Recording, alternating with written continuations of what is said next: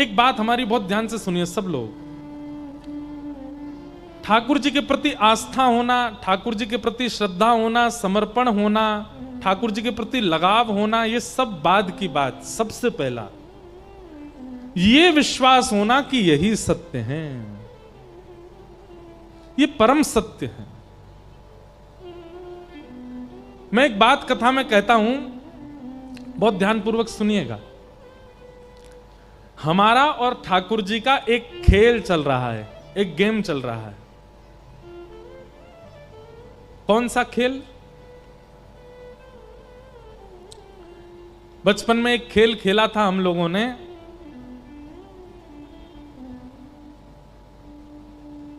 अंग्रेजी में उसमें ऐसे बोलते थे स्टैचू।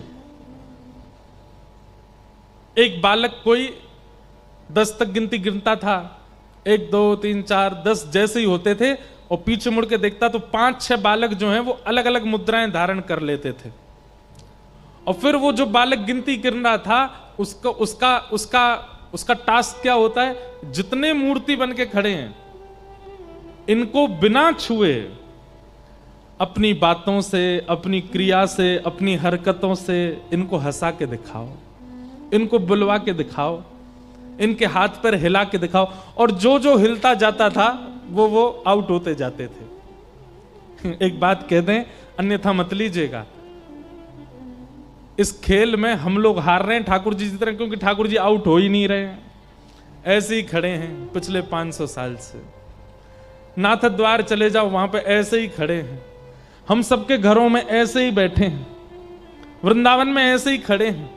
हम लोगों अपनी भक्ति से, अपने प्रेम से, अपने भाव से, अपनी स्थिति से हिला ही नहीं पाए उनको, वो अभी तक स्थिर ही खड़े हैं। हमें चिंता होनी चाहिए इस बात की कि नाथ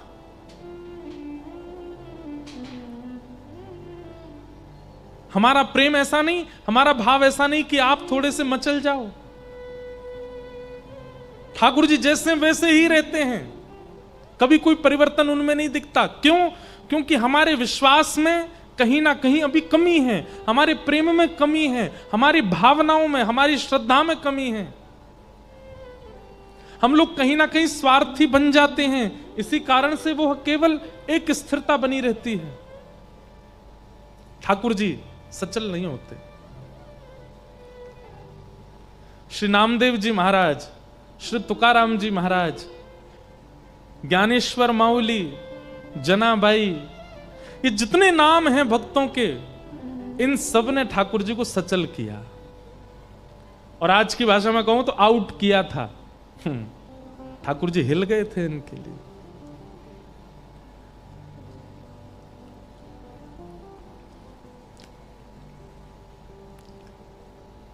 संत श्री तुकाराम जी महाराज, नामदेव जी महाराज, अद्भुत संत हुए महाराष्ट्र में। मुझे बहुत प्रिय है महाराष्ट्र के संत, मुझे सबसे ज्यादा भक्त मुझे प्रिय है महाराष्ट्र के। भक्त चरित्र जितने भी हम कहते हैं सब अच्छे लगते हैं, पर कहीं ना कहीं ऐसा लगता है कि जैसे पूर्व में शायद 200-250 साल पहले मैं भी शायद महाराष्ट्र में किसी भक्त के, किसी सेवक का सेवक रहा हूँगा, इसलिए महाराष्ट्र के जब भक्तों का चरित्र आता है ना, मन बड़ा प्रसन्न हो जाता है।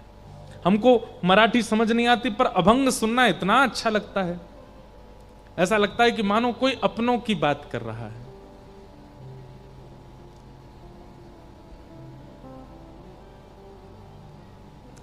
नामदेव जी महाराज एक दिन कीर्तन कर रहे थे, और मंदिर में विराजमान श्री पंडरीनाथ भगवान ठाड़े थे, सबको दर्शन दे रहे थे। और दर्शन देते देते श्री ठाकुर जी इतने व्याकुल हो गए कि पीछे खड़ी हुई रुक्मणी जी से कहने लगे, बोले रुक्मणी जी, बोले हाँ जी बताओ, हमसे रुका नहीं जा रहा है। बोले क्यों नहीं रुका जा रहा? मतलब?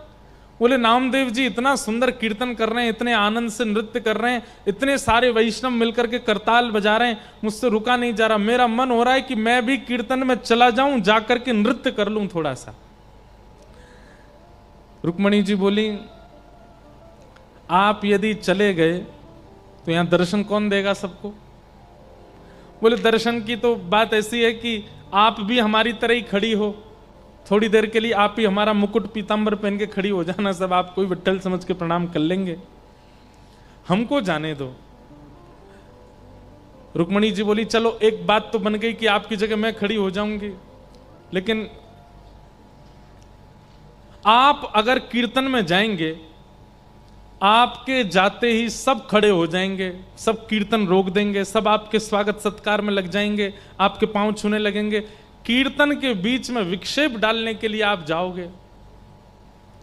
ये बात सुनकर के ठाकुर जी रुक गए, बोले कि नहीं ये तो सही है, हम अगर गए तो श्री नामदेव जी भी कीर्तन विश्राम कर देंगे, पूरी जनता खड़ी हो जाएगी, हमको देख करके सब लोग प्रणाम वंदन करने लगेंगे, कीर्तन जो इतना सुंदर चल रहा है विश्राम हो जाएगा। रुक्मणी जी ने जैसे ही देखा कि श्री पंडरीनाथ भगवान थोड़े से मुख मुरझा गया कि कीर्तन में हम नहीं जा पा रहे, हम इस बात को इसलिए बता रहे हैं कि नामदेव जी के शब्द में इतना इतना प्रेम था कि मंदिर में बैठे ठाकुर जी व्याकुल हो रहे थे। नामदेव जी बुलाने नहीं गए, ठाकुर जी व्याकुल हो रहे हैं कि मुझे कीर्तन में जाना है। हम सामने खड़े होकर पुकारते हैं, ठाकुर जी को कोई फर्क नहीं पड़ता, यूं ही खड़े रहते हैं, लेकिन नामदेव दूर कहीं पंडाल में बैठ करके कीर्तन कर रहे हैं और ठाकुर जी मत चल रहे हैं कि मुझे जाना है वहां पर। रुक्मणी जी ने जैसे देखा ठाकुर जी का मुख मुरझा गया, तो रुक्मणी जी बोली एक काम कीजिए। बोले क्या?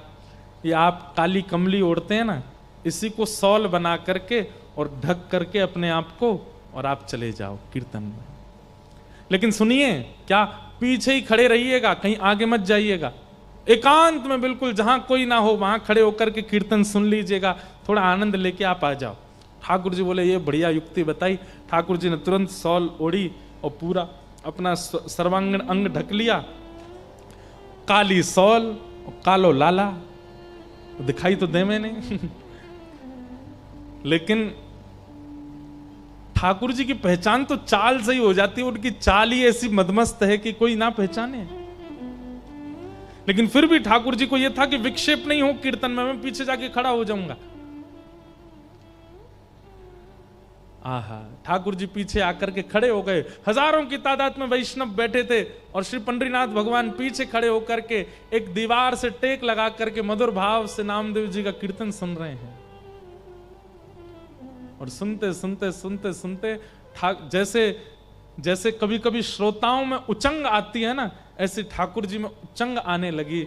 और जैसे ही कीर्तन की गति लय तेज हुई, थोड़ा कीर्तन की गति तीव्र होने लगी, श्री ठाकुर जी भूल गए कि मुझे सबसे छुपना है, वहीं कमर पर हाथ धर के उछल उछल करके कीर्तन करने लगे, नृत्य करने लगे।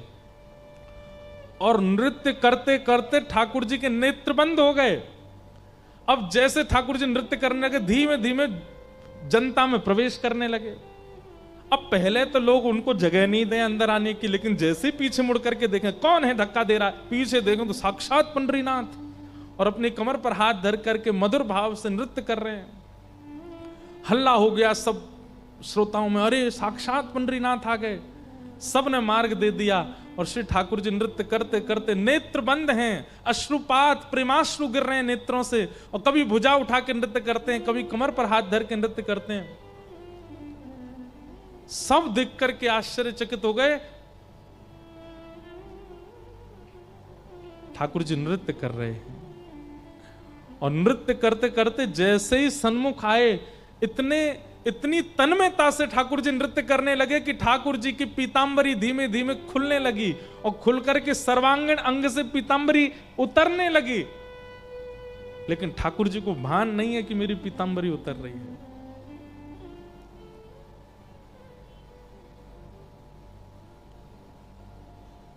आहा, उस छवि को देख करके जितने वैष्णव थे सब आनंदित हो गए, सबके नेत्र सजल हो गए, सबने ठाकुर जी को प्रणाम किया, दंडवत किया। इतना प्रेम ठाकुर जी करते हैं एक वैष्णव वाणी से।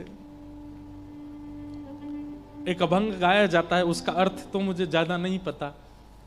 अबीर गुलाल उधरी तरंग, माझा घरी नाचे माझा सखा पांडुरंग, नाथा घरी नाचे माझा सखा पांडुरंग। ठाकुर जी नृत्य कर रहे हैं।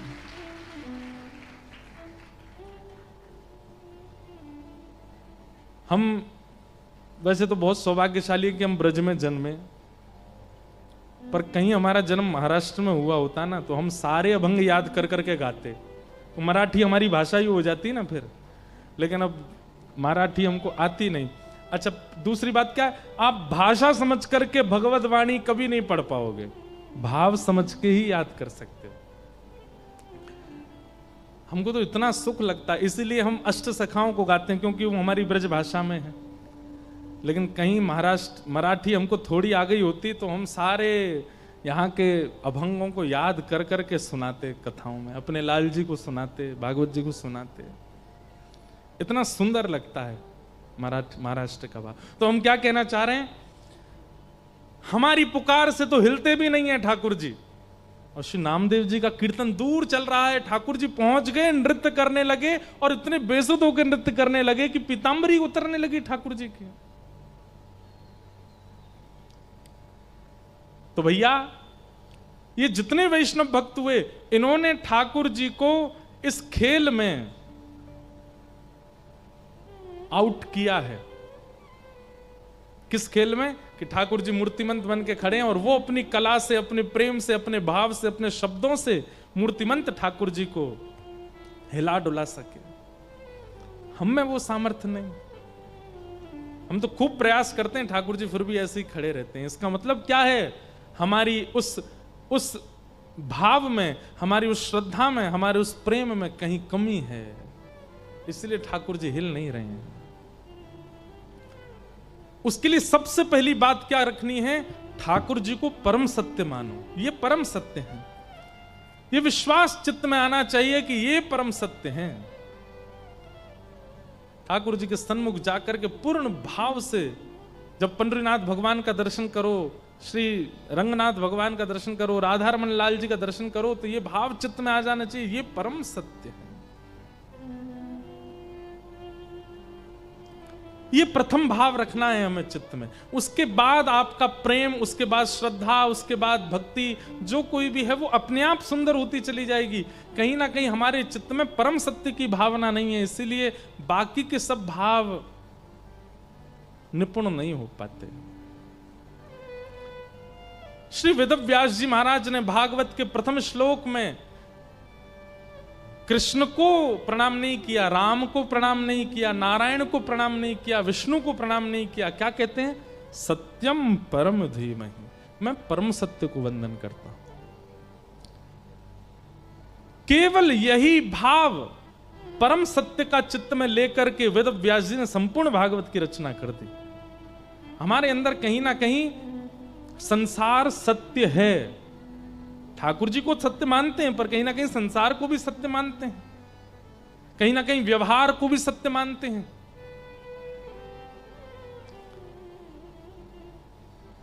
एक बार सुनिएगा, संत श्री तुकाराम जी महाराज, नाम सुना? आप नहीं सुनेंगे तो कौन सुनेगा है? महाराष्ट्र वालों को नहीं पता होगा तो आपको पता है, जैसे हम लोग कीर्तन करते हैं ना, जय जय राम कृष्ण हरि, ऐसे एक कीर्तन और होता है, ज्ञानोबा तुकाराम, ज्ञानोबा तुकाराम, ज्ञानोबा तुकाराम। ये ज्ञानोबा तुकाराम कीर्तन क्यों होता है? एक बार श्री पंडरीनाथ भगवान को शयन करा करके पुजारी जी चले गए, और श्री पुजारी जी जैसे ही नेत्र बंद करके सोए तो उनको क्या दिखा कि ठाकुर जी को मंदिर में शयन करा के आए, कंबल उड़ा के आए, और पुजारी जी के सोते ही नेत्र में स्वप्न क्या आया, ठाकुर जी ने अपना कंबल हटा दिया और पांव में घुंघरू बांध करके, अपने पैरों में घुंघरू बांध करके और हाथ में करताल लेकर के श्री पंडरीनाथ भगवान नृत्य कर रहे हैं, गा रहे हैं। रुक्मणी जी बैठ करके मृदंग बजा रही हैं, ज्ञानोबा तुकाराम, ज्ञानोबा तुकाराम, ज्ञानोबा तुकाराम।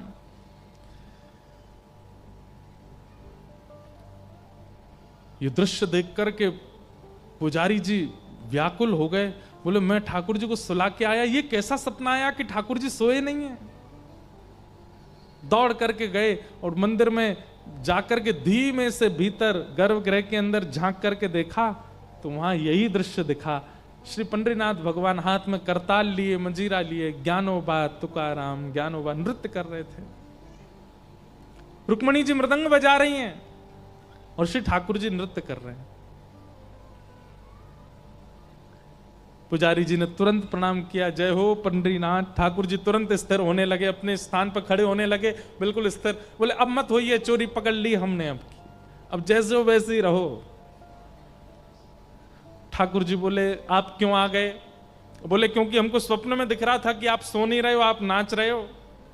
पूरे दिन आप खड़े रहते हो, लोग बाग आपके दर्शन करते हैं, और रात को भी आप सोते नहीं हो। क्या कीर्तन कर रहे हो आप? और कीर्तन तो ठाकुर के नाम का होता है। ये ज्ञानदेव तुकाराम, ज्ञानोबा तुकाराम, भक्तों के नाम का कीर्तन क्यों कर रहे हो आप, वो भी अर्धरात्रि को?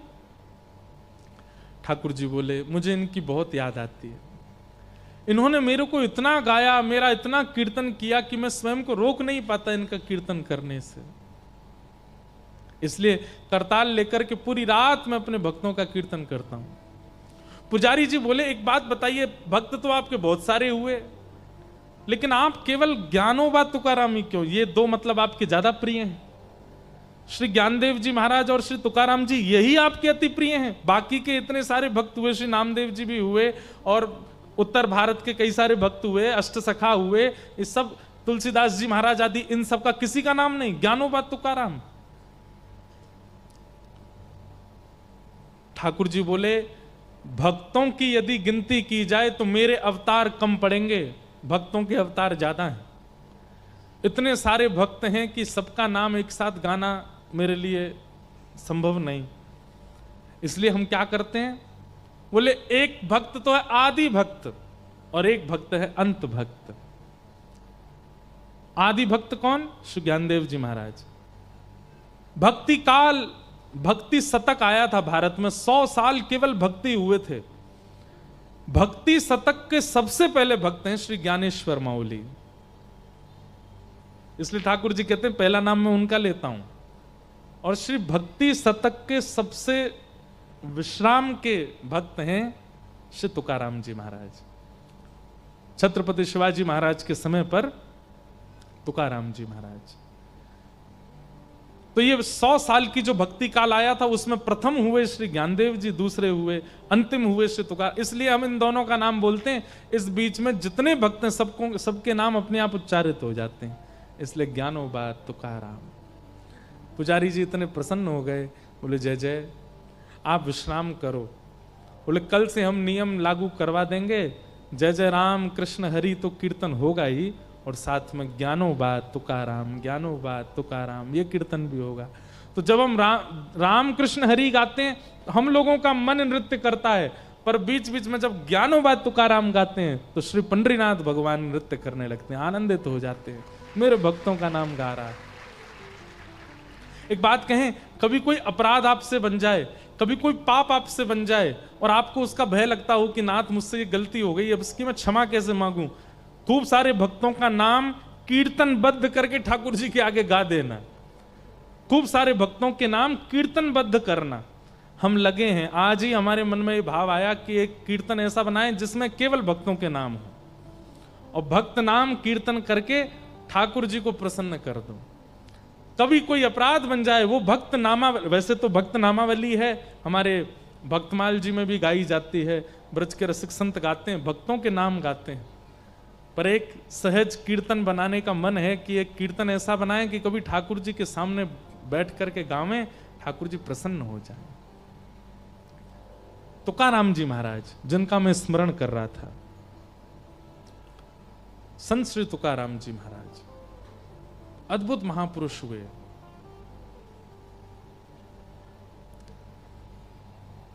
तुकाराम जी की पत्नी अनुकूल नहीं थी, कथा सबको पता है। सब लोग इधर देखिए, ध्यान से सुनिएगा। तुकाराम जी की पत्नी अनुकूल नहीं थी। अनुकूल मतलब मन के मुताबिक। लड़ती थी, झगड़ा करती थी, डांटती थी, फटकारती थी, और कभी कभी ज्यादा गुस्सा आ जाता था तो श्री तुकाराम जी पर कुछ फेंक फांक भी देती थी, मारती थी, ऐसा तो नहीं कहेंगे हम लेकिन वो एक प्रसंग है, गन्ना वाला प्रसंग। श्री तुकाराम जी सारे गन्ने बांटे आए गांव में, एक गन्ना बचा बस। पत्नी ने कहा इतने सारे गन्ने लेके गए थे, कितना रुपया कमा के लाए? बोले रुपया कमाने के लिए तो लेके गए थे, पर बीच रास्ते में बच्चों ने मांग लिया गन्ना दे दो, तो हम तो मुफ्त में ही बांटी आए। एक ही बच्चा है, बालक कम पड़ गए, नहीं तो ये भी चला जाता। पत्नी को गुस्सा आया, गन्ना लेकर के तुकाराम जी की एक पीठ पर दिया, सो दो हो गए। तुकाराम जी हंसने लगे, वाह मेरी पत्नी कितनी बुद्धिमान है। क्यों? मैं सोच रहा था एक ही गन्ना है, घर में खाने वाले दो, कैसे खाएंगे, इसने मार के दो कर दिए, ले एक तू खा एक मैं खाऊंगा। तो उनकी पत्नी अनुकूल नहीं थी, लेकिन वो उसकी हर स्थिति को स्वीकार करते थे। तो एक बार एक गांव का एक बालक गया तुकाराम जी के पास, और उसने तुकाराम जी से जाकर के कहा कि महाराज मैं आपसे एक बात पूछना चाहता हूं। बोले क्या? पूरा गांव जानता है, देहू पुणे के पास स्थान है देहू, जहां तुकाराम जी महाराज रहते थे। बोले पूरा देहू जानता है, सब गांव के लोग जानते हैं कि आपकी पत्नी बिल्कुल अनुकूल नहीं है आपके, उसका व्यवहार। अच्छा एक और बात है, श्री तुकाराम जी महाराज का ऐसा मैंने सुना भक्त चरित्र में कि उनका पहले ब्याह हुआ था, एक बेटा भी था, पर अकाल की वजह से पत्नी और बेटा दोनों की मृत्यु हो गई। फिर उसके बाद तुकाराम जी बिल्कुल सन्यासी महात्मा हो गए, लेकिन फिर किसी कारण से उनका फिर ब्याह किया गया। तो फिर जब पत्नी दूसरी आई, वो बड़ी तेज थी, बहुत शासन करती थी। तो उस बालक ने कहा पूरा गांव जानता है, पूरा देहू जानता है कि आपकी पत्नी बिल्कुल अनुकूल नहीं है, लेकिन फिर भी आप इतने प्रसन्न दिखते हैं। आप जब अपने घर से निकलते हैं तो हजारों लोग आपके दर्शन के लिए खड़े रहते हैं। अरे कहां तक कहें, भारत के सम्राट छत्रपति शिवाजी महाराज, वो आपके यहां जगह जगह जब आपका कीर्तन होता है तो पहुंचते हैं और ससम्मान आपका इतना आदर करते हैं, इतना सम्मान करते हैं। सब आपकी इतनी सम्मान करते हैं, पर बात तो सत्य है कि जग सम्मान करता हो, घर का अत्यंत समीप व्यक्ति यदि इतना इतना शासन करता हो, इतना गंदा बोलता हो, मन प्रसन्न कैसे रह सकता है? आप सबसे ज्यादा समय अपनी पत्नी के साथ व्यतीत करते हैं और वो बिल्कुल आपका सम्मान नहीं करती। मैं बस आपसे यह जानना चाहता हूं, इस प्रसन्नता का राज क्या है? आपको चिंता नहीं होती, आपका मन व्याकुल नहीं होता, आपको पीड़ा नहीं होती चित्त में, आप इतने प्रसन्न रह कैसे लेते हो? कृपा करके मुझे अपनी इस प्रसन्नता का राज बताइए। तुकाराम जी महाराज बैठे थे, तो बैठे बैठे तुकाराम जी बोले सुनो, बहुत पते की बात है, ध्यान से सुनिएगा। तुकाराम जी बोले मेरा राज तो बाद में बताऊंगा, लेकिन मुझे तेरा एक राज पता है। बालक घबरा गया, आपको क्या पता चल गया मेरे बारे में? बोले तुम्हारा एक राज पता है कि तुम्हारे जीवन के केवल 7 दिन बचे हैं, 7 दिन बाद तुम्हारी मृत्यु हो जानी है बच्चा, केवल 7 दिन बचे हैं तुम्हारे। और वो बालक अपने प्रश्न तो सब भूल भाल गया। बोले मैं काय को आ गया आपके पास? तुकाराम जी को प्रणाम करके तुरंत भागा। 7 ही दिन बचे थे उसके। 7 दिन तक वो बालक ऐसा हो गया, एकांत में बैठा रहता। कोई आकर के उसकी बहुत प्रशंसा करता तो वो प्रसन्न नहीं होता था, कोई आकर के उसकी बहुत निंदा करता तो वो दुखी नहीं होता था, कोई आकर के उसका बहुत सम्मान करता था तो उसको पीड़ा नहीं होती थी, कोई उसका अपमान कर देता था तो वो सोचता था भाई जीवन के 7 ही दिन बचे, कर ले अपमान, तू भी क्या करेगा। 24 घंटा केवल राम कृष्ण हरि राम कृष्ण हरि राम कृष्ण हरि। जीवन के 7 दिन बचे, मैंने ये भी अपराध किया था, मैंने ये भी पाप किया था, मुझसे ये भी गलती हो गई थी, हे ठाकुर जी मुझे क्षमा कर देना, मेरे जीवन का बस 7 दिन बचे हैं, मुझे सदगति दे देना हे ठाकुर जी। एक संत, तुकाराम जी जैसे संत जिनकी आज्ञा लेकर के छत्रपति शिवाजी रहते हैं, वो मुझसे झूठ तो बोलेंगे नहीं। मेरे जीवन के 7 दिन बचे हैं, नाथ मुझ पर कृपा करना। 7 दिन बीत गए। जैसे ही 7वां दिन प्रारंभ हुआ, सुबह स्नान ध्यान करके ठाकुर जी की सेवा करके, और दिन तो तिलक लगाता था, पर आज तो वो पूर्ण रूपेण 12 तिलक आदि करके और बिल्कुल गया और जाकर के श्री तुकाराम जी महाराज के चरणों में प्रणाम किया। भगवान आज मेरे जीवन का अंतिम दिन है, 7वां दिन है, मेरी मृत्यु होने वाली है। आपने बताया था 7वें दिन मृत्यु होगी, तुकाराम जी बोले, अच्छा बेटा, इन 7 दिनों में तुमने क्या किया? तीसरे दिन तुमने कौन सी सब्जी खाई थी? बालक बोला, मुझे याद नहीं, माँ ने क्या बनाया था, बस मैंने खा लिया। अच्छा, तीसरे दिन की छोड़ो, कल रात्रि को तुमने क्या खाया था? बोले, मुझे बिल्कुल याद नहीं है। अच्छा, तुम्हारा किसी ने सम्मान किया था? बोले, मुझे वो भी स्मृति में नहीं है, पता नहीं, आए तो थे बहुत। किसी ने अपमान किया, किसी ने गलत गाली दी तुमको? बोले, दी तो थी, पर वो भी मुझको याद नहीं है। बोले, क्यों याद नहीं है? बोले, मैं केवल राम कृष्ण हरि राम कृष्ण हरि राम कृष्ण हरि जप रहा था, मन में ये सोच रहा था 7 ही दिन बच्चे हैं, किसी का अपमान लेकर के क्यों दुखी हूं, किसी का सम्मान लेकर के क्यों प्रसन्न हूं, क्या बनता है, नमक है कि नहीं, नींबू है कि नहीं, रोटी है कि नहीं, चावल बने हैं, क्या बना है, पूरन पोली बनी, जो मिलता था बस खा लेता था, मैंने ज्यादा चिंतन किया नहीं। तुकाराम जी बोले, यही मेरे जीवन का राज है, मैं कुछ चिंतन नहीं करता, मैं हर दिन को अपना अंतिम मानता हूं, मुझे बस यही लगा रहता है कि मेरे कभी भी प्राण जा सकते हैं, किसी की निंदा लेकर के दुखी क्यों हूं, किसी की प्रशंसा लेकर के ज्यादा प्रसन्न क्यों हूं, मेरा हर दिन अंतिम है। मेरी पत्नी, वो मेरे से बिल्कुल प्रतिकूल रहती है, उसकी चिंता लेकर के क्यों बोझ रखूं, वो घर में रोटी देती है तो खा लेता हूं, नहीं देती तो भी प्रसन्न रहता हूं, क्योंकि मुझे ये सब चीज मेरी चिंता का विषय है ही नहीं। मेरी चिंता का विषय तो एक है कि मेरे प्राण गए और कहीं मैंने पंडरीनाथ को नहीं देखा तो मैं प्राण कैसे त्यागूंगा। इसी चिंता में, इसी चिंतन में लगा रहता हूं। इसलिए मुझे संसार के किसी भी सम्मान से, अपमान से, आपत्तियों से, विपत्तियों से, अनुकूलता से, प्रतिकूलता से कोई फर्क नहीं पड़ता, मैं प्रसन्न रहता हूं। बालक चरणों में गिर गया, बोले, वाह भगवान, प्रश्न पूछा था आपने तो प्रैक्टिकल दिखाया पूरा। जाते जाते बोला, ये तो बता दीजिए कि मरूंगा कि नहीं। बोले, मरोगे, हर क्षण मरोगे, ये चिंतन जाने ही मत दो, अब पूरा जीवन ऐसे ही जियो। आज 7वां दिन पूरा हो गया, अब कल से फिर 7 दिन के लिए ऐसे ही रहो, और फिर 7वां दिन पूरा, फिर 7 दिन के लिए ऐसे रहो, जीवन भर तुम ऐसे ही रहना। तुकाराम जी महाराज ने एक अपना जैसा भक्त निर्माण कर दिया अपनी क्रिया से। ऐसे महापुरुष, सत्यम परम धीमहि। ठाकुर जी के प्रति जिनका परम सत्य स्थिति भाव होती है, ज्यादा विचलित नहीं होते।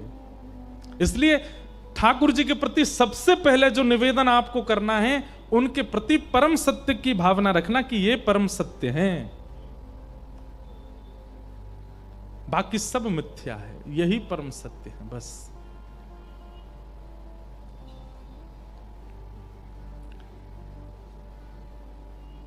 कि धर्म प्रोजित कई तवोत्र परमो निर्मत्सराणाम सताम वैद्यं वास्तवमत्र वस्तु शिवदं तापत्रयोन्मूलनम्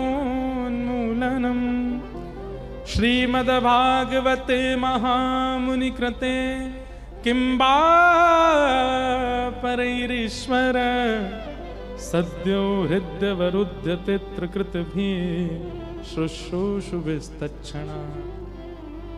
ठाकुर जी परम सत्य हैं, इसलिए मन में भाव आता है, जहां ले चलोगे वहीं मैं चलूंगा, जहां ले चलोगे वहीं मैं चलूंगा, हाँ जहां ले चलोगे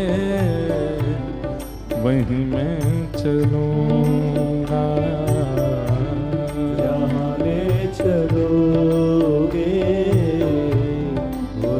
गाइएगा सब लोग। हो जहां नाथ रख दोगे, नाथ रख दोगे, जहां नाथ रख दोगे, नाथ रख दोगे, हो वहीं मैं रहूंगा, जहां ले चलो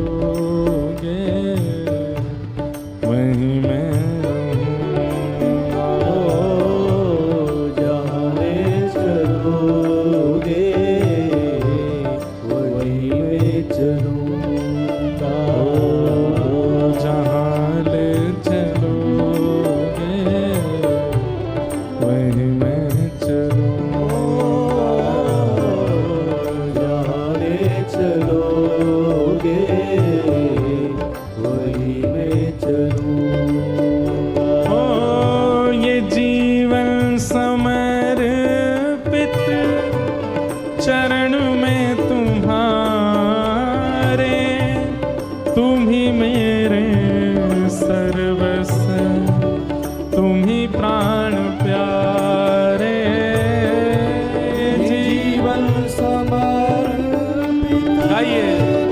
चरण में तुम्हारे, तुम ही मेरे सर्वस्व, तुम ही प्राण प्यारे। हाँ, ये जीवन समर्पित चरण में तुम्हारे, तुम ही मेरे सर्वस्व, तुम ही प्राण प्यारे।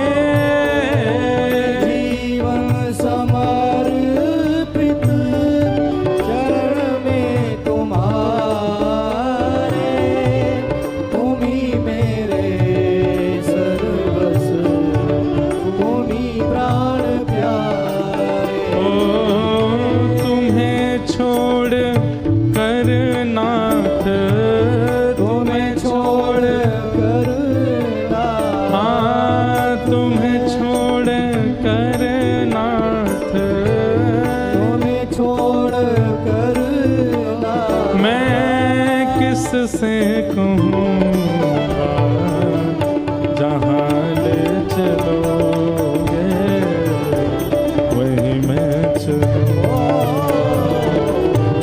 जहाँ ले चलोगे वहीं ले चलूँगा। जहाँ ले चलोगे वहीं मैं चलूँगा। जहाँ ले चलोगे वहीं मैं चलूँगा। ओ जहाँ नाथ रख दोगे, ओ जहाँ नाथ रख दोगे, जहाँ नाथ रख दोगे, जहाँ नाथ रख दोगे, वहीं मैं रहूँगा। जहाँ ले चलोगे वहीं मैं चलूँ। जहाँ ले चलोगे वहीं मैं चलूँगा। ओ तुम्हारे ही दिन है, तुम्हारी ही रातें, कृपा दृष्टि सब पर रहती तुम्हारी। तुम्हारे ही दिन है, ये रातें तुम्हारी, कृपा दृष्टि सब पर रहती तुम्हारी। ओ तुम्हारे ही दिन है, ये रातें तुम्हारी, कृपा दृष्टि सब पर रहती तुम्हारी। तुम्हारे ही दिन है, ये रातें तुम्हारी,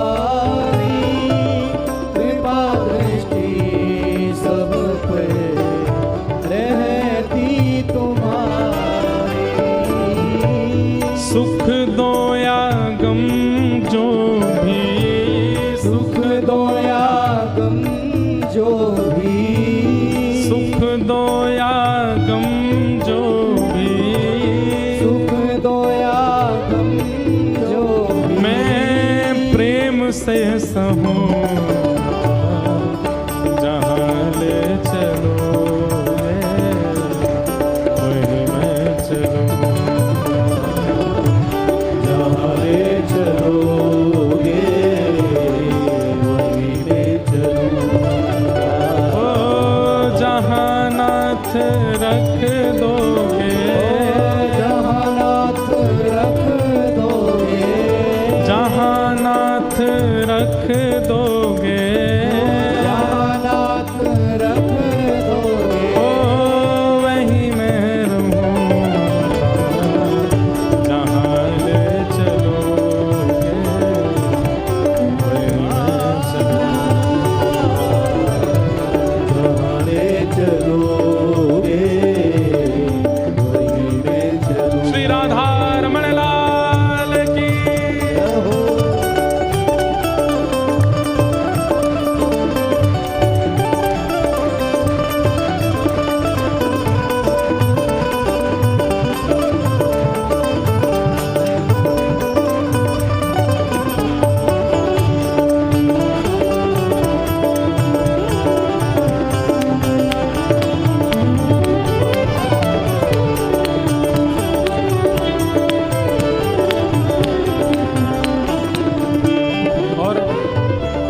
सबसे विशेष गुण जो भक्त का होना चाहिए, हो न कोई शिकायत नहीं कोई जी, कर लो करा लो प्रभु जो है तेरी मर्जी।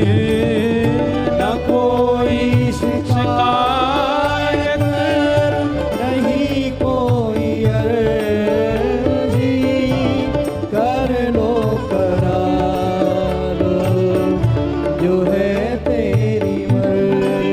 हाँ न कोई शिकायत नहीं कोई अर्जी, कर लो करा लो प्रभु जो है तेरी मर्जी। न कोई शिकायत नहीं कोई अर्जी, कर लो करा लो जो है तेरी मर्जी। राधा रमण लाल मेरे, राधा रमण लाल मेरे, राधा वल्लभ लाल मेरे, राधा वल्लभ लाल मेरे, मैं तेरा ही रहूँगा जहाँ ले चलोगे वहीं मैं चलूँ, जहाँ ले चलोगे वहीं मैं चलूँगा।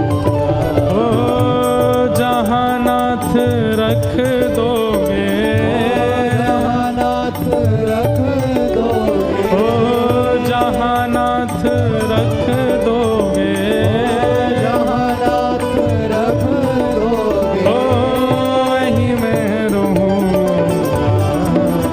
जहाँ ले चलोगे वहीं मैं चलूँ। जहाँ ले चलोगे वहीं मैं चलूँगा। ओ जय जय राधा रमण प्यारो राधा रमण, जय राधा रमण प्यारो राधा रमण, जय जय राधा रमण प्यारो राधा रमण, जय राधा रमण प्यारो राधा रमण, ओ जय जय राधा रमण प्यारो राधा रमण, जय राधा रमण प्यारो राधा रमण, ओ जय जय राधा रमण प्यारो राधा रमण, जय राधा रमण प्यारो राधा रमण, ओ जय जय राधा रमण प्यारो राधा रमण, जय राधा रमण प्यारो राधा रमण, जय जय राधा रमण प्यारो राधा रमण, जय राधा रमण प्यारो राधा रमण, ओ जय जय राधा रमण प्यारो राधा रमण, जय राधा रमण प्यारो राधा रमण, ओ जय जय राधा रमण प्यारो राधा रमण, जय राधा रमण प्यारो राधा रमण, ओ विठ्ठल नाथ रमण प्यारो नाथ रमण, विठ्ठलनाथ रमण प्यारो नाथ रमण, रुक्मणी नाथ रमण प्यारो नाथ रमण, रुक्मिणीनाथ रमण प्यारो नाथ रमण, ओ जय जय राधा रमण प्यारो राधा रमण, जय राधा रमण प्यारो राधा रमण, जय जय राधा रमण प्यारो राधा रमण, जय राधा रमण प्यारो राधा रमण, ओ जय जय राधा रमण प्यारो राधा रमण, जय राधा रमण प्यारो राधा रमण, जय जय राधा रमण प्यारो राधा रमण, जय राधा रमण जय जय श्री राधे, जय जय श्री राधे, जय जय श्री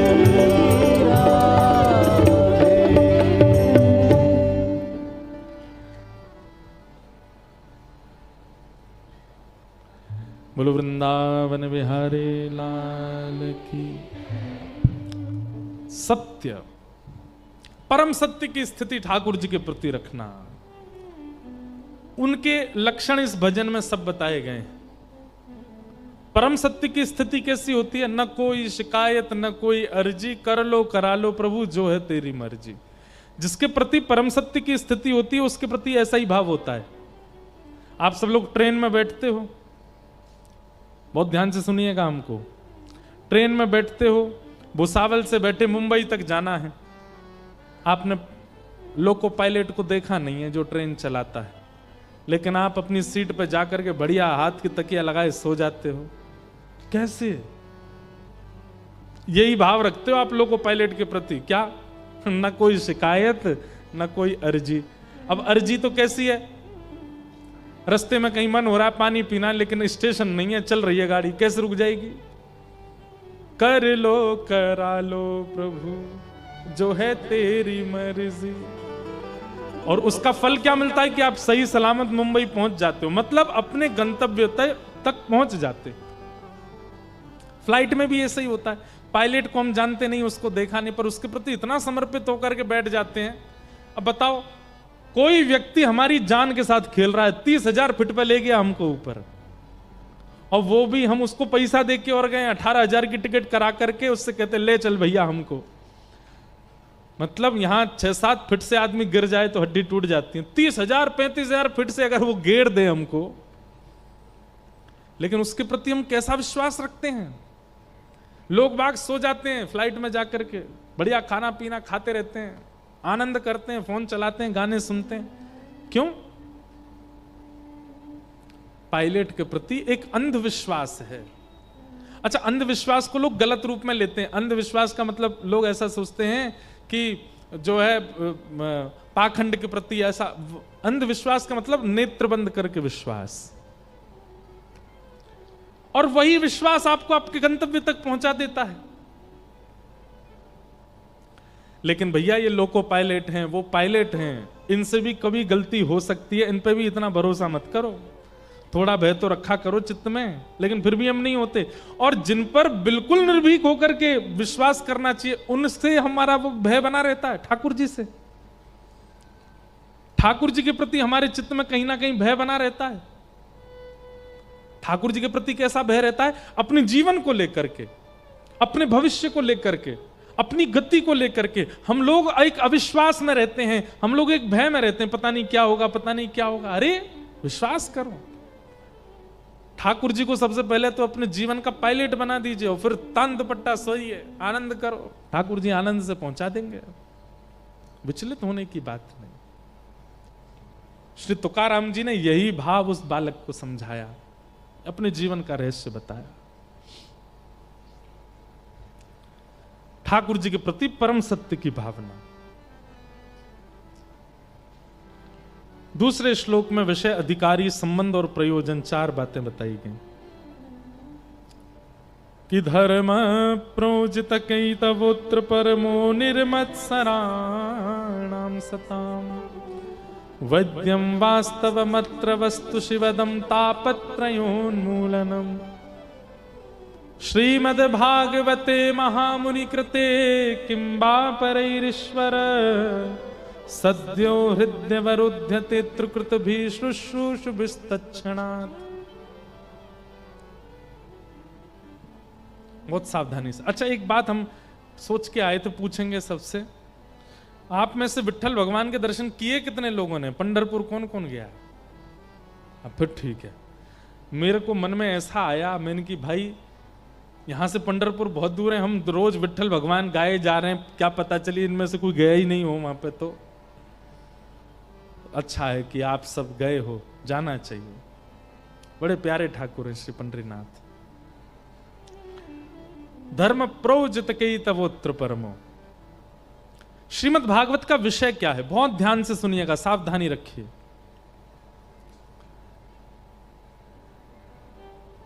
परम धर्म के प्रति हमको अग्रसित करना, यह भागवत का विषय है। अभी हम लोग धर्म का निर्वहन कर रहे हैं। भूख लगती है खाते हैं, नींद आती है सोते हैं, जलपान करते हैं, धन कमाते हैं, व्यापार करते हैं। ये सब जो भी क्रिया हम जीवन जीने के लिए कर रहे हैं, सब धर्म है। विवाह करते हैं, बालकों की परवरिश करते हैं, पत्नी की इच्छाएं पूरी करते हैं, परिवार को संभालते हैं, सब धर्म कहलाता है। ये ये सब धर्म है। इस लोक में शुद्ध जीवन जीने को धर्म कहते हैं, पर इस लोक के बाद उस लोक में सुखद प्राप्ति करने को परम धर्म कहते हैं। इस लोक में हमें क्या करना है वो सब आप सब कर रहे हैं, वो धर्म है, पर परलोक में हमें किस प्रकार से जाना है, उसकी प्राप्ति कैसे करनी है, उसकी जो क्रिया है उसको परम धर्म कहते हैं। भगवत गीता और भागवत, ये दो बातें।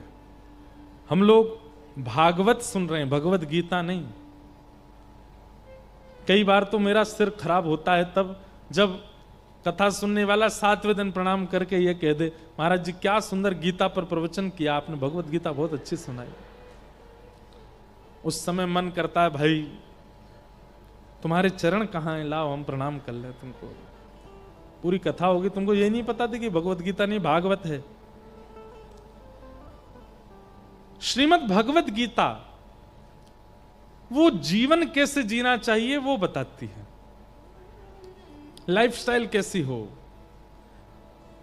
अपने जीवन के निर्णय कैसे हों, इस पृथ्वी पर जब तक रहना है तब तक कैसे रहना है, क्या करना है, किस प्रकार का व्यवहार करना है, एक अच्छा मानव बनना सिखाती है भगवत गीता। पर भगवत प्राप्ति, भगवत गीता के वक्ता जो श्री कृष्ण हैं उनकी प्राप्ति यदि करनी है तो उसके लिए तो भागवत के आश्रय में आना पड़ेगा। भागवत और उन भगवत प्राप्ति को ही हम परम धर्म कहते हैं। पृथ्वी पर रहना और यहां सुखद जीवन जीना वो धर्म है, पर इस पृथ्वी के पश्चात भगवत प्राप्ति करना और उसकी सुखद प्राप्ति की इच्छा चित्त में रखना और उसकी क्रियाएं करना वो परम धर्म है। भागवत का विषय धर्म नहीं परम धर्म है। मतलब इस कथा में आगामी 7 दिनों तक केवल वही व्यवहार, वही बातें, वही नियम बताए जाएंगे जिससे भगवत प्राप्ति सुखद हो सके। एक बात हम आपसे स्पष्ट रूप से कहें, सब जानते हैं इस बात को, हमारे जीवन का अकाट्य सत्य क्या है? मृत्यु। हमारा भुसावल में घर बनाना एक सपना रहता है, ब्याह करना सपना होता है, बच्चे होंगे सपना होता है, बच्चों को उस स्कूल में पढ़ाएंगे सपना होता है, बच्चों का ऐसा ब्याह करेंगे सपना होता है, अपने माता पिता के लिए ये करेंगे सपना होता है। ये सब सपने होते हैं और इनको साकार कर पाना ना कर पाना ये हमारे कर्मों पर निर्भर करता है। कई लोग मेहनत करके अपने सपनों को साकार कर लेते हैं, कई लोग निराकार रह जाते हैं। लेकिन एक वस्तु ऐसी है जो सपना नहीं है, परम सत्य है, और वो क्या है? मृत्यु। मृत्यु सपना नहीं, मृत्यु तो सत्य है, सबकी आनी है। आया है सो जाएगा राजा रंक फकीर, कोई सिंहासन चढ़ चला कोई बंधा जंजीर। सबको जाना है, ये बात सब जानते हैं, लेकिन उस परम सत्य के लिए हमने कभी कुछ क्रिया की नहीं। कभी उस परम सत्य को सुधारने के लिए हमने कोई कर्तव्य निर्वहन किया नहीं। उस परम सत्य को श्रेष्ठ बनाने के लिए जो क्रियाएं हैं, जो कर्तव्य हैं, वो जहां सिखाया जाए उसको भागवत कहते हैं।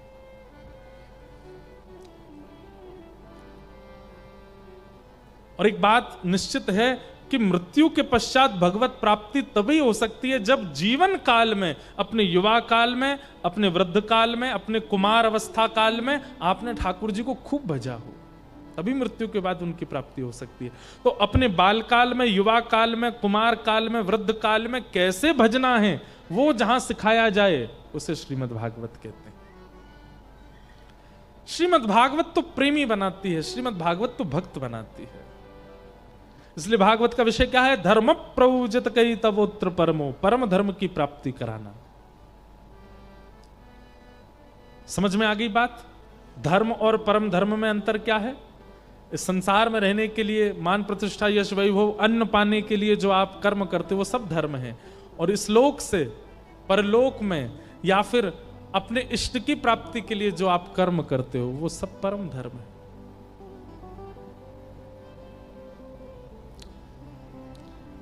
भागवत जी का अधिकारी कौन है? तो कहते हैं निर्मत सराणाम सताम। श्रीमद् भागवत की कथा हो रही है, वक्ता सुना रहे हैं, कितनों को समझ आ रही है? उतनों को ही समझ आएगी जिनके चित्त में मात्सर्य दोष नहीं है। जोग जोग धर्म प्रोजित कैतवोत्र परमो निर्मत्सराणाम सताम वैद्यं वास्तवमत्र वस्तु शिवदम् तापत्रयोन्मूलनम्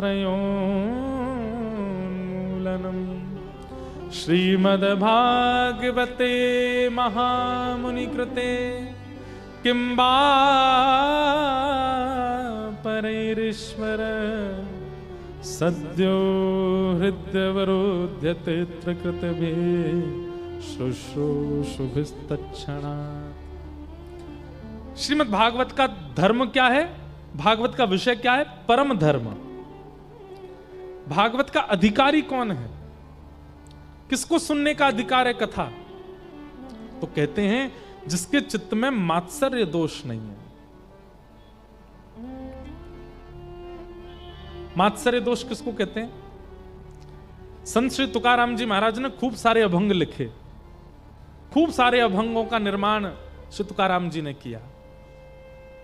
बहुत ध्यान से सुनना। इतनी ख्याति हो गई, सब जगह उनकी पूछ होने लगी। तो एक बार एक रामेश्वर भट्ट नाम के एक पंडित जी थे, उनको बड़ी ईर्ष्या हो गई, क्योंकि श्री तुकाराम जी महाराज कोई श्रेष्ठ कुलीन परिवार में जन्म नहीं हुआ था उनका। भले ही देह से नहीं हुए, लेकिन हृदय से, अपनी बुद्धि से, अपने विचारों से, अपने स्वभाव से बड़े बड़े ब्राह्मण भी उनके आगे हाथ जोड़ते थे। तो एक रामेश्वर नाम के एक पंडित जी, उनको बड़ी ईर्ष्या हो गई कि हम लोग इतना वेद अध्ययन करते हैं, हम लोग इतना ज्ञान लेकर के बैठे हैं, हम लोग शास्त्रों को जानने वाले, समझने वाले, हम लोग शास्त्र सम्मत नियमों का पालन करने वाले, और ये सामान्य सी मराठी भाषा में अभंग लिखता है और इसकी इतनी ख्याति हो रही है कि छत्रपति शिवाजी इसको प्रणाम करते हैं। तो एक दिन वो रामेश्वर पंडित जी गए और श्री तुकाराम जी से बोले, मुझसे शास्त्रार्थ करो। तुकाराम जी तो हाथ जोड़ के बोले, शास्त्रार्थ करो, नहीं तो समाज के आगे तुम्हारी पराजय स्वीकार करो। तो तुकाराम जी बोले, मैं स्वीकार कर लेता हूं, बिना शास्त्रार्थ के स्वीकार कर लेता हूं कि मैं हार गया। अब उन्होंने जैसी हार स्वीकार करी तो जितने लोग वहां बैठे थे वो तुकाराम जी की और जय जयकार करने लगे। जय हो, क्या सरल स्वभाव, कितना मधुर स्वभाव। बताइए, इन्होंने बिना शास्त्रार्थ की अपनी पराजय स्वीकार कर ली। वैष्णव का इस स्वरूप होता है, वो विवाद में नहीं पड़ता, उसको दीन बनना अच्छा लगता है, उसको ज्यादा प्रतिष्ठा अच्छी नहीं लगती, वो सरल रहना, उसको सहज रहना।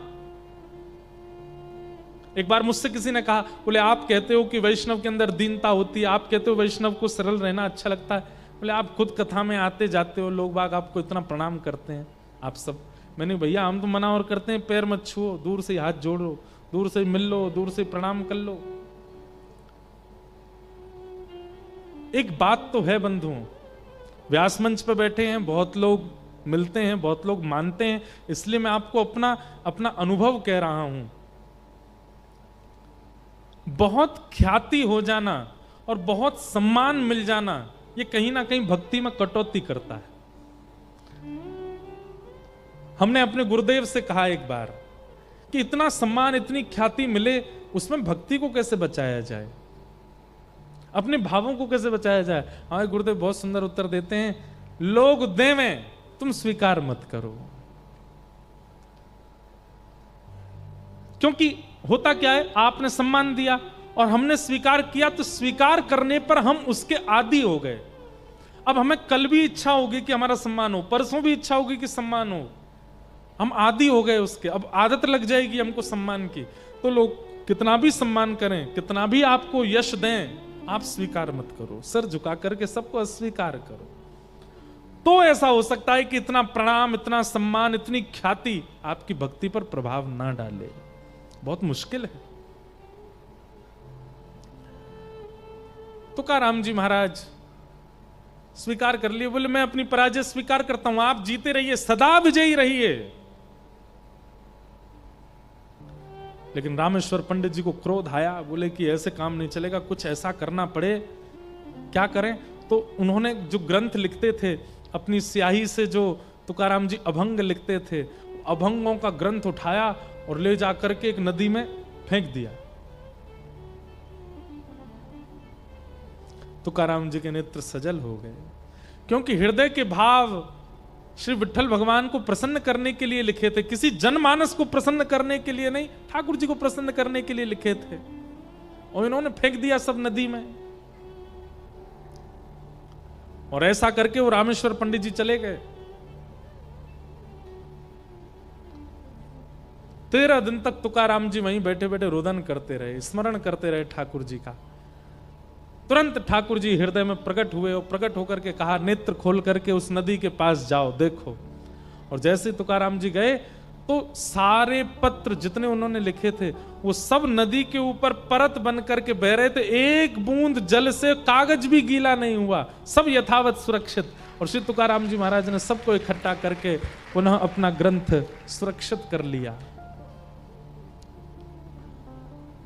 किसी ने ईर्ष्या भी की है तो उस ईर्ष्या से भी विचलित होना यह वैष्णव का स्वरूप नहीं है। कोई आपकी निंदा कर रहा है तो कहीं ना कहीं निंदा सुनकर के भी अगर आंसू आ रहे हैं ना, निंदा सुनकर के क्रोध आ रहा है ना, निंदा सुनकर के उसके प्रति आपको दुर्भाव आ रहा है ना, तो भी आप वैष्णव नहीं हो। निंदा सुनने के बाद भी सम रहे स्थिति। तुकाराम जी तो इसलिए रोए कि उनके हृदय के भाव सबसे नदी में ठाकुर जी ने सबको सुरक्षित किया। वहां रामेश्वर पंडित जी के साथ क्या हुआ? उन्होंने एक सरोवर में जाकर के स्नान किया तो एक वैष्णव अपराध करके आए थे, एक भक्त को दुखी करके आए थे। जैसे स्नान किया, स्नान करते ही सरोवर का जल जो तन को शीतल करने वाला होता था वो जल अग्नि प्रदान करने वाला हो गया और पूरा जल संदग्ध हो गया, मानो जैसे उनका शरीर जला दिया हो किसी ने। अग्नि नहीं दिखाई दे रही है पर पीड़ा ऐसी हो रही है जैसे किसी ने जला दिया हो। वैद्यों के पास गए, बड़े बड़े ज्योतिषियों के पास गए, ना जाने कितने यत्न किए, कभी लेप लगाया, चंदन लगाया, सब किया, लेकिन दूर नहीं हुआ। तब किसी महापुरुष ने जो दिव्य दृष्टि रखते थे उन्होंने कहा, बोले तुमने केवल जात पात देख करके और एक सामान्य व्यक्ति मान करके किसी भक्त के सुंदर स्वरूप, किसी भक्त की सुंदर वाणी का तुमने तिरस्कार किया। अब ये पीड़ा तुम्हारी तभी दूर होगी, जाके उनको प्रणाम करो। रामेश्वर जी आए, आकर के श्री तुकाराम जी को जब वंदन किया, प्रणाम किया, तुकाराम जी ने हृदय से लगाया, तुकाराम जी के हृदय से लग गई, उनकी सारी पीड़ा समाप्त हो गई। जितना उनके शरीर में जलन हो रही थी सब धीरे धीरे समाप्त हो गया। ईर्ष्या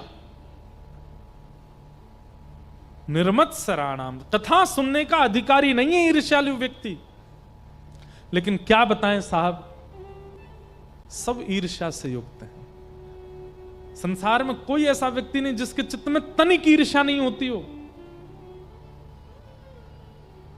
और ईर्ष्या कब होती है पता है? जब किसी अन्य की अत्यंत प्रशंसा सुनाई दे जाती हो, किसी की बहुत योग्यताएं हो, आपसे अधिक कोई श्रेष्ठ बन जाए, ईर्ष्या प्रकट हो जाती है।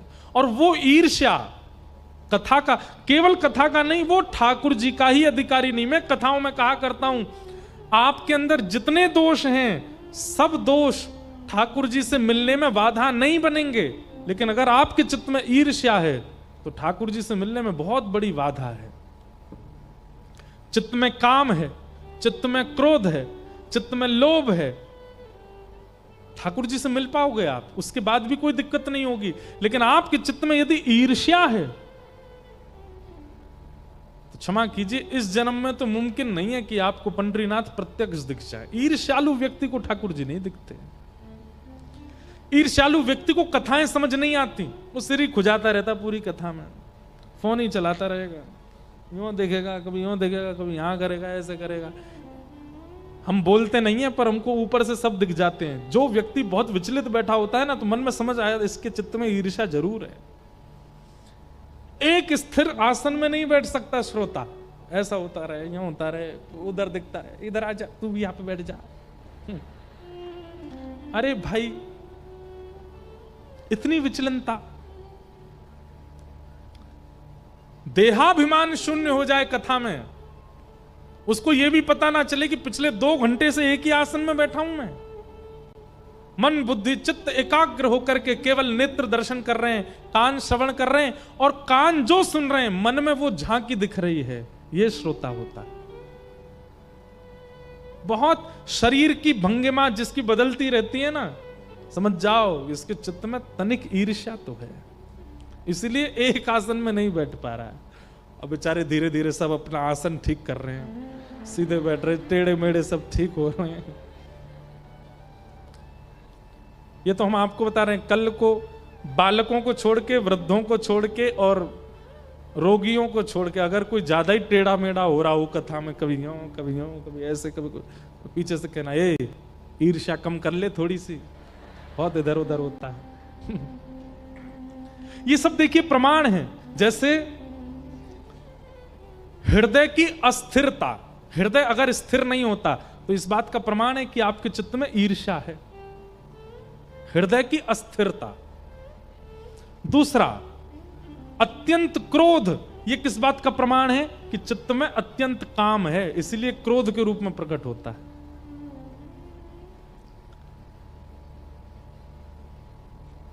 अत्यंत निद्रा आलस्य का प्रमाण है, आलस्य है इसीलिए निद्रा है। हमारे जैसों की निद्रा तो थकान की वजह से है, हम तो इतना भागदौड़ करते हैं इधर उधर उधर, पर बेवजह करते डरते कुछ नहीं, पूरे दिन घर में ही पड़े रहते हैं, फिर भी नींद इतनी आती है, इसका मतलब आलस्य बहुत है, आलस्य बहुत। और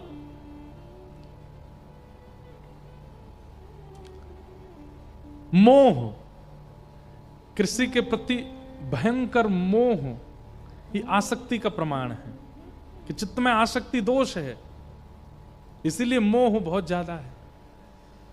तो ये कहीं ना कहीं प्रमाण आते हैं। दूसरा, हां, बहुजल्पिक, बहुत बोलना, बहुत बोलते हैं, एक शब्द में बात पूरी हो सकती है लेकिन 10 शब्द लगा करके बोलते हैं, ये असत्यता है जीव पर, इसका प्रमाण है। बहुत ज्यादा बोलने वाला व्यक्ति कहीं ना कहीं असत्य संभाषण करता है, इसीलिए बहुत बोलने की आदत हो जाती है उसकी। और बहुत खाना, बहुत भोजन करना भोगी व्यक्ति का प्रमाण है, ये भोगी है। बहुत चिंता करना, चिंतित होते रहना, ऐसा हो जाएगा, ऐसा हो जाएगा, ये बात है, ये बात है, ये अविश्वासी व्यक्ति का प्रमाण है, उसके अंदर विश्वास नहीं है, इसीलिए चिंता में रहता है। ये सब एक दूसरे के प्रमाण हैं। अगर किसी में ये लक्षण दिखता है तो समझो उसके अंदर ये दोष है, ये लक्षण दिखता है तो ये दोष है, पर हमको दोष देखने नहीं है। ये दोष दृष्टि मत रखना, यहां पे आके सब में दोष ही देखने लग जाओ। घर में जाओ, घर के बेटा बेचारा 2 रोटी से 3 रोटी मांग ले, तो महाराज जी आज कह रहे थे कथा में, 3 रोटी खाता है तू इतना खाता है, सोता रहता है दिन भर, आलस्य का प्रमाण है। बहुत क्रोध करते हो, सब पता है मुझे। बोले क्यों? महाराज जी कह रहे थे जिसके अंदर काम होता है वही क्रोध करता है। ऐसा मत करना भैया, आपके घर में कलेश नहीं करवाने हमको। ये तो हम एक बात बता रहे हैं ताकि खुद में देखो, दूसरों में नहीं। महाराष्ट्र में संत हुए श्री विनोबा भावे। विनोबा भावे से कहा, महाराज जी से पूछा गया, भक्त और राक्षस एक एक शब्द में बताइए। भक्त की परिभाषा एक शब्द में और राक्षस की परिभाषा एक शब्द में। इतना सुंदर उत्तर दिया उन्होंने।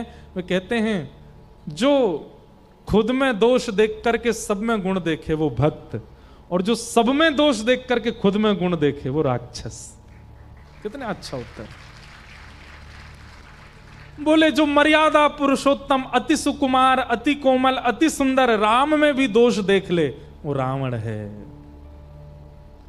और जो बालकों के हत्यारे अश्वत्थामा में भी गुण देख ले वो द्रौपदी भक्त है।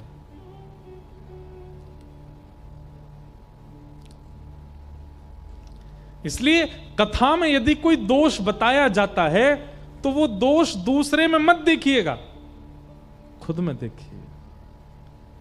आईना खुद को देखना चाहिए ताकि अपने दोष सुधारे जा सकें। दूसरा जब आएगा आईने के सामने वो देख लेगा। कथा क्या है? कथा एक आईना है, कथा एक दर्पण है, कथा एक शीशा है। आप सब सामने बैठे हो, मैं भी सामने बैठा हूं, मुझे भी देखना है और आपको भी देखना है, खुद को। हम सत्य बता रहे हैं, कई बार ऐसे दोष होते हैं जो मुझ में हैं और उन्हीं दोषों का निराकरण मेरे ही मुख से अपने आप निकल जाता है। तब ये पता चलता है कि मानो भागवत जी आज्ञा कर रही हैं कि लाला ये दोष तो में भी है, या पे ने काम कर, और खुद ही मुख से अपने आप ही निराकरण निकल आता है उसका। इसका मतलब क्या? भागवत जी दर्पण दिखाती हैं, दर्पण दोष दर्शन कराता है, और जैसे ही दर्पण में दोष दिखे उसको संभाल लेना चाहिए, दूसरों में नहीं। तो अस्थिरता, एक जगह स्थिर ना होना, ये ईर्ष्या का प्रमाण है। और कहीं ना कहीं ईर्ष्या भगवत प्राप्ति में सबसे बड़ी बाधा है। इसलिए अस्थिर मत होइएगा। निर्मत्सराणां सताम। भागवत का विषय परम धर्म, भागवत का अधिकारी जिसके चित्त में मात्सर्य दोष ईर्ष्या नहीं है। और तीसरी बात, भागवत हमारा किससे संबंध कराती है कि वैद्यं वास्तवमत्र वस्तु शिवदम्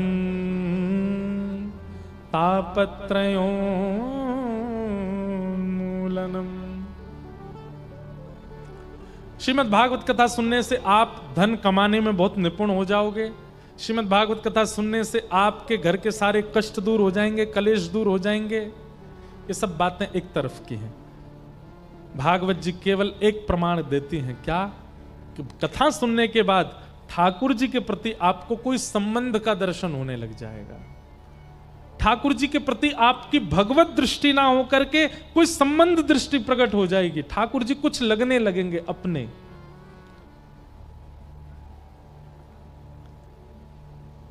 तुम ही तो मेरे माता पिता हो, तुम ही तो मेरे बंधु सखा हो, तुम ही तो मेरे माता पिता हो, तुम ही तो मेरे बंधु सखा हो।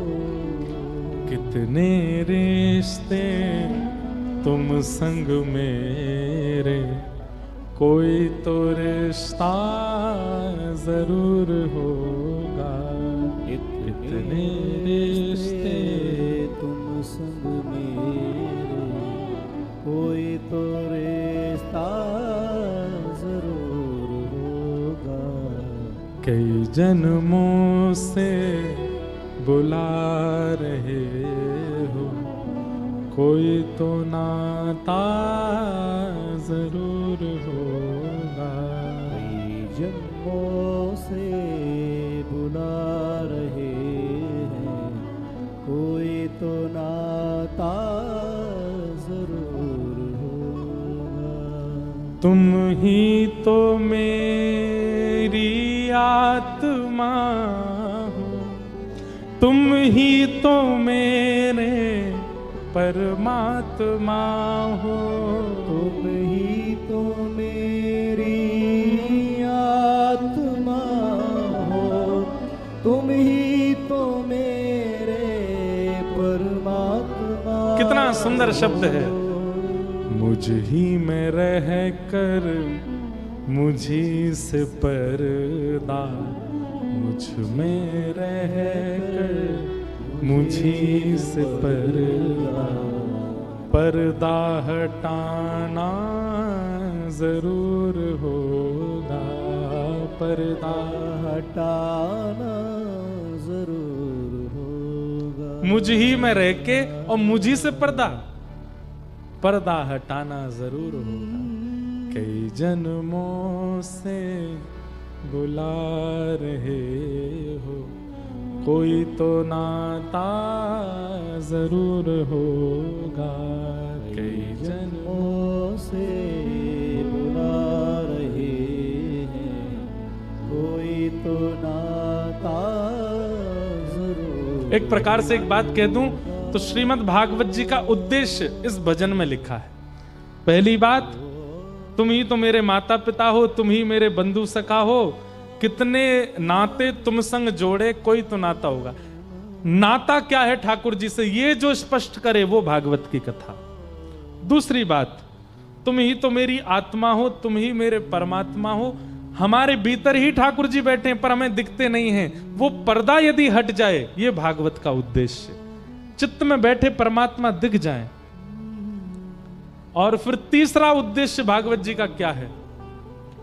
कभी बुलाते हो वृंदावन में, कभी बुलाते हो मधुवन में, कभी बुलाते हो वृंदावन में, कभी बुलाते हो। बहुत सुंदर पंक्ति है, सब एक स्वर में गाओ।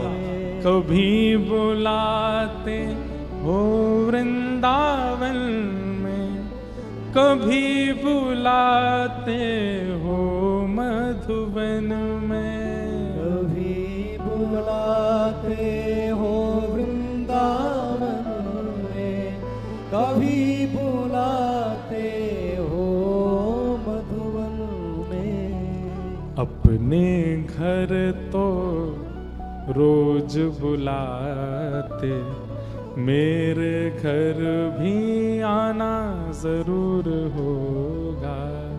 अपने घर तो रोज बुलाते, मेरे घर आना जरूर होगा। अपने घर तो रोज बुलाते, मेरे घर आना जरूर होगा। अपने घर तो रोज बुलाते, मेरे घर आना जरूर। तीसरा उद्देश्य भागवत जी का यही है। वृंदावन जाते हैं, पंढरपुर जाते हैं, जगन्नाथपुरी जाते हैं, द्वारिका जाते हैं, नाथद्वार जाते हैं, बद्रीनाथ जाते हैं। कब तक जाएं हम? आधे से ज्यादा जीवन निकल गया तीर्थ जाते जाते। अब ठाकुर जी से हट करके बैठे, आप आइए हमारे यहाँ। अब हम नहीं आएंगे आपके यहाँ। और ठाकुर जी को घर बुलाने की सामर्थ केवल भागवत जी में। ये सामर्थ आपको प्रदान करने की सामर्थ केवल भागवत जी में।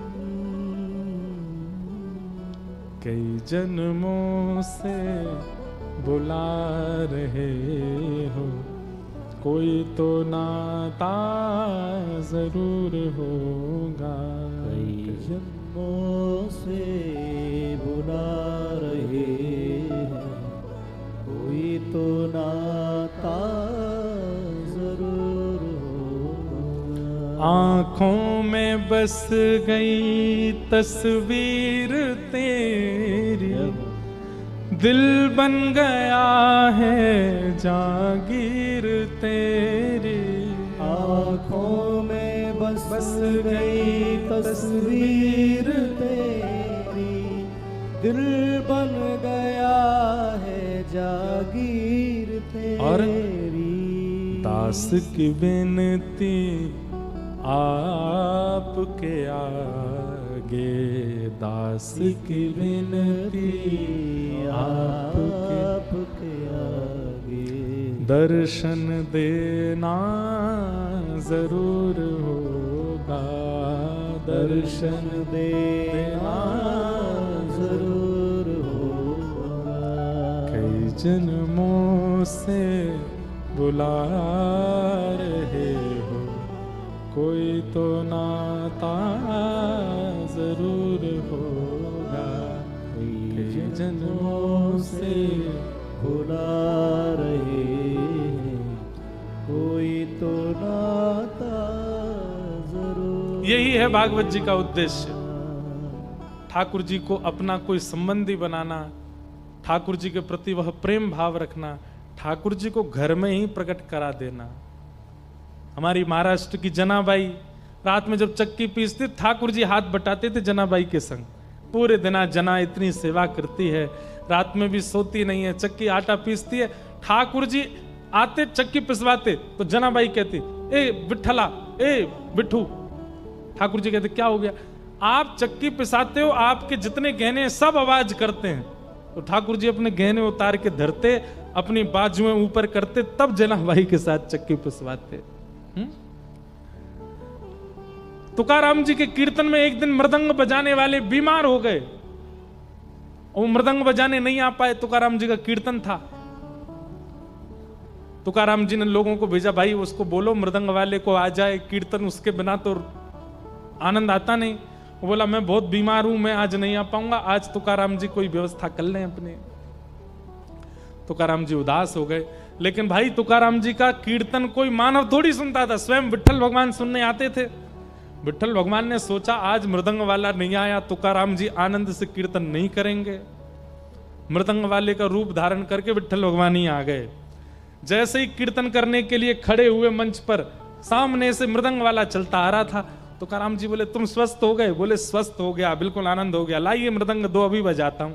तुकाराम जी गाने लगे, क्या मृदंग बजाई महाराज, ऐसी गजर हुई उस दिन कीर्तन में, सब नृत्य करने लगे, सब आनंदित हो गए, ऐसी गरज हुई उस दिन। मृदंग पधरा करके सब लोग प्रणाम करते, तुकाराम जी को उसने प्रणाम किया।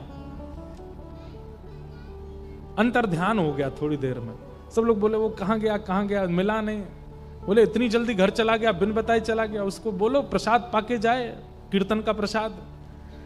उसके घर गए दौड़े दौड़े, जाकर के देखा तो वो तो बिस्तर पे ही पड़ा था, बाल बिखरे पड़े थे, सिर पर गरम गरम ठंडी ठंडी पट्टी रखी थी, बुखार चढ़ा था। लोगों ने जाके कही अरे तू आज अभी कीर्तन में बजा के आया, फिर से बुखार चढ़ आया? बोले मैं तो गया ही नहीं कहीं, मैं तो यहीं बैठा हूं सुबह से, मुझे तो आज बुखार उतर ही नहीं रहा है, मैं कैसे जाऊंगा कीर्तन, मैं तो मना किया था मैं नहीं आऊंगा। लोगों ने जाकर के कहा, बोले वो तो मना कर रहा है कि वो आया नहीं कीर्तन में। तुकाराम जी के नेत्र सजल हो गए, बोले मुझे पता है कौन आया था, आज साक्षात मुझे लग ही रहा था कि आज जब मृदंग बजती है तो मृदंग में नाम प्रकट क्यों हो रहा है, क्योंकि आज ताल कोई मृदंगी नहीं, स्वयं श्री विठ्ठल बजा रहे थे, विठ्ठल आनंदित कर रहे थे।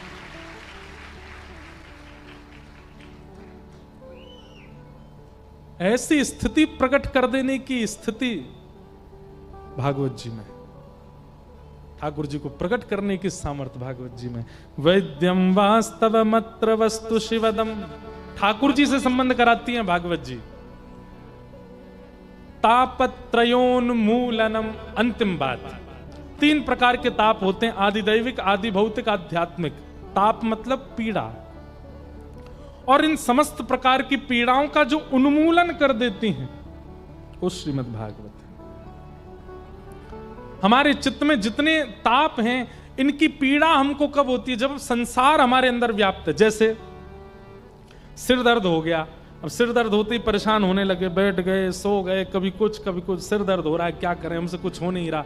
इस प्रकार की स्थिति संसारी की बनती है। पर वैष्णव के सिर में दर्द होता है ना, वो फिर भी प्रसन्न रहता है, वो फिर भी कथा सुनाता है, फिर भी कथा सुनता है, फिर भी ठाकुर जी का दर्शन करता है, सेवा करता है। उसके पेट में पीड़ा हो, उसको संसारी कोई पीड़ा हो, वो ठाकुर जी के भाव को त्याग नहीं करता। मुझे तो एक एक करके इतने भक्तों के याद आ जाती है कि मन करता है सुनाता ही रहूं। गौरोबा काका, महाराष्ट्र के संत भक्त हुए गौरोबा काका, मट्टी अपने पैरों से करते थे, जैसे मारते हैं ना, ऐसे अपने पैरों से मारते थे। एक दिन उनकी पत्नी गई जल भरने के लिए, छोटे से बालक को छोड़ गई, घुटमुन चलता था बालक, और गौरोबा काका से कह गई सुनो इसका ध्यान रखना। अब चलते चलते चलते मिट्टी कर रहे थे और करते करते करते नाम की ऐसी धुन चढ़ी उनको, बालक चलता चलता पैर के नीचे आ गया, लेकिन उनको सुध नहीं रहे और बालक के प्राण चले गए। पत्नी ने आकर के धक्का दे दिया, बोले तुम क्या कर रहे हो, तुम ऐसा क्या कीर्तन, ऐसा क्या विट्ठल का नाम कि अपने बालक के प्राण ले लिए। अब पढ़े लिखों को ये सब बातें थोड़ी अटपटी लग सकती है, ये कैसा भाव है, ये कैसा विचार है। गौरव काका बोले मुझसे अपराध हुआ, मैं उसका दंड भोगने को तैयार हूं,